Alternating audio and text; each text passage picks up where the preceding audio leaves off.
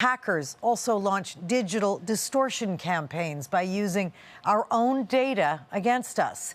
In Canada, a staggering 19 million people had their information compromised in data breaches over the last 8-month period. That's more than half the entire country. Tonight, as part of an exclusive investigation by Kevin Newman for the new podcast Attention Control, Kevin exposes a disturbing link between online manipulation and the upcoming federal election. This is the first true accounting of how deeply data is being compromised in Canada. And here's what we found.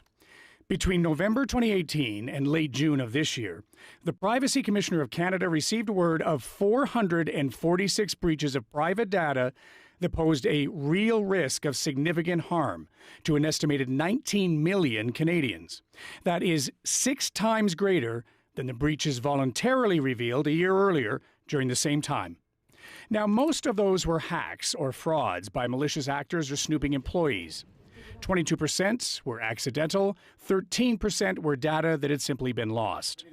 Investigative reporter Francesca Fionda obtained the numbers from the Privacy Commission. So that number doesn't include public bodies, and public bodies hold some of the most sensitive information about us. It can have health information, financial information, and for example, with political parties, it can even include who we vote for.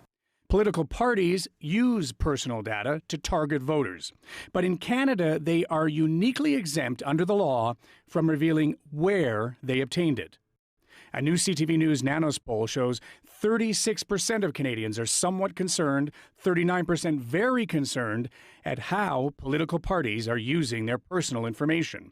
At Montreal's McGill University, an unprecedented effort's underway to track how all that data is used to spread misinformation on social media during the election. How is this happening, right? And governments are trying to figure it out, journalists are trying to figure it out, and academics are trying to figure it out. For our investigative podcast, we have tested whether the parties will share with us what they know about us. The law says they don't have to. And so far, Lisa, the major parties have gotten back to us, but we're not sure they're telling us everything, so we're going to keep trying. This is just an extraordinary number of Canadians who've been hacked on some level. What are they doing with this information? Well, as we found out in 2016 and after, a lot of this information can be weaponized by some foreign governments, some nefarious companies, to try to target specific people and manipulate their opinions. So as we head into an election, that's got a lot of people concerned. And exposing that kind of manipulation is really what the podcast is about. So give us the goals. Well, I know you love podcasts because, they're a great medium for calm and measured conversation. So we're hoping that by providing information about misinformation, voters are going to be in a better position to figure out what's false and what's true. Okay, well, good luck. And we're going to have you back in here during the campaign with your findings. Again, it's called Attention Control. Kevin's investigative podcast is available right now.